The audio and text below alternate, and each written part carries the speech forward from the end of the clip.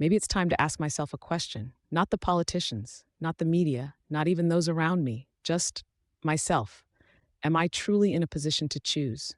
It's not that I'm uninformed, it's not that I don't care, but have I really reached the point where I can say, I belong to this party? This is the right path. This is the future I want to shape. Not to prove anything to anyone, not to look smart, not to take a side, but to ask honestly, are we truly ready for that level of responsibility? Does joining a party, making a choice, casting a vote really mean something coming from me? Or am I just one more voice in a statistic, a name on a list, a stamp on a ballot? I don't blame anyone. This isn't about them. It's just me asking one question. Have I ever truly taken myself seriously? Am I truly in a position to choose? They say we all have a voice. They say our choices shape the future. They say every vote matters. But maybe, before I believe any of that, I need to pause and ask, who am I really? Not legally, not by name or job title, but in thought, in depth, in presence. Have I ever questioned the world I live in? Have I ever questioned myself? Do I read beyond the headlines?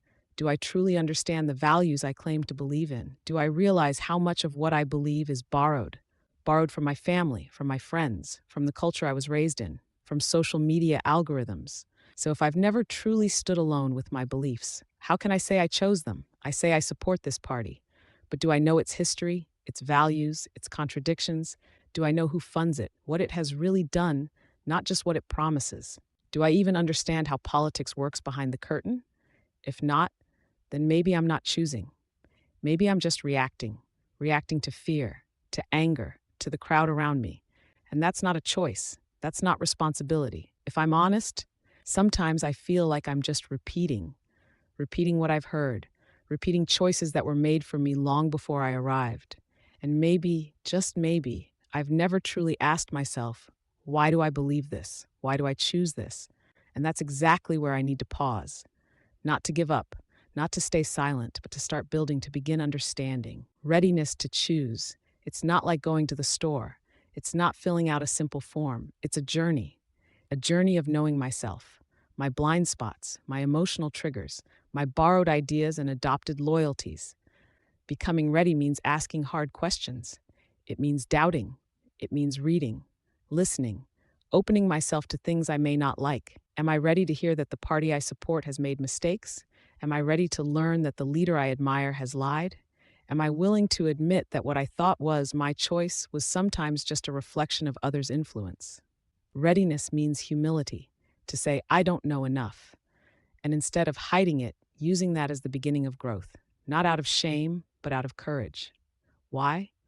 Because only on that path do I move from being a number to becoming a person, from being a quiet vote to a living voice, from being a follower to becoming a real participant in shaping the future. Section 3.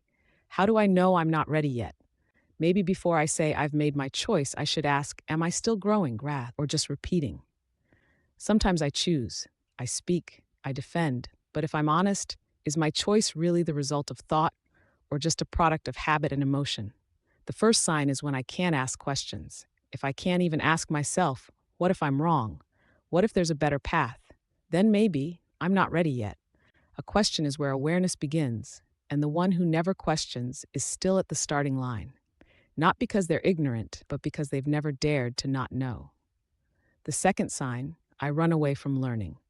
If days go by and I never take a few minutes to read, if I haven't touched a history book in years, if I have no idea how science, society, or the world is moving forward, how can I say I'm ready to shape the future? A decision isn't just a feeling. It carries weight. And if I'm not even willing to spend 10 minutes of my day trying to understand the world I live in, how can I expect my voice to matter in changing it? The third sign, I only speak to people who think like me. If everything I hear is just an echo of what I already believe, if I'm always right and they are always wrong, then I'm not seeking truth. I'm seeking comfort. Truth grows in contradiction, not in repetition. The fourth sign, I fear silence. Some silences come from wisdom. Some come from fear of thinking. If I always feel the need to speak, to react, to argue, maybe I'm still not ready, because awareness often comes not from speaking, but from listening. And maybe the deepest sign, I don't work on myself. If all my energy goes toward judging others, but I never take the time to improve who I am, then how can I expect to have a meaningful role in the future? Choosing is not a badge of honor, it's a responsibility. And without readiness, responsibility becomes nothing but an illusion. Section 4. How do ordinary people become real voices? We're always waiting for great people, great leaders, great thinkers, great change makers. But maybe we forget they were once just ordinary people too. No power, no position, no platform, only one thing: a need for meaning, a need to understand, a need to build, not just watch. The person who truly makes an impact doesn't always speak the loudest, they see more clearly. They don't shout to be heard, they observe, they listen, and they learn. How does an ordinary person become a real voice?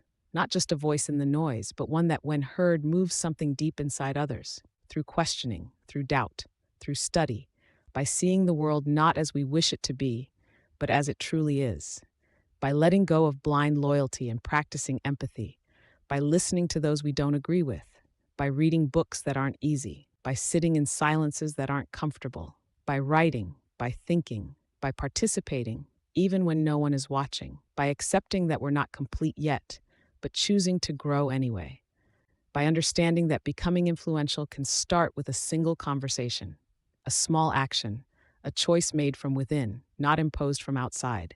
Maybe we are just numbers in the eyes of statistics, but we can still be human in the eyes of truth. And to be truly human, sometimes we must stand on the path and say, now I'm ready, because I am still learning. Section 5, the end, or maybe a beginning? Maybe all of this wasn't about judging others. It wasn't about rejecting parties or politics.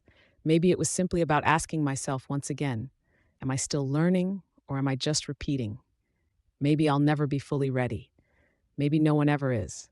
But there's a difference between someone who knows they're still on the path and someone who thinks they've already arrived. We live in a world that grows more complex each day. Decisions are harder, voices are louder, truths are more hidden. And in such a world, a simple choice can make a deep difference, not in politics, but in humanity. Maybe today, instead of choosing which party to follow, we should first choose what kind of person we want to be. Someone who reads, listens, asks, builds. Not to save the world, but to save ourselves from becoming copies, from falling into routine, from losing our sense of meaning. And if one day, hundreds or thousands of ordinary people stand together with this quiet clarity, then maybe that day, change will begin. Not with flags, not with shouting, but with thinking.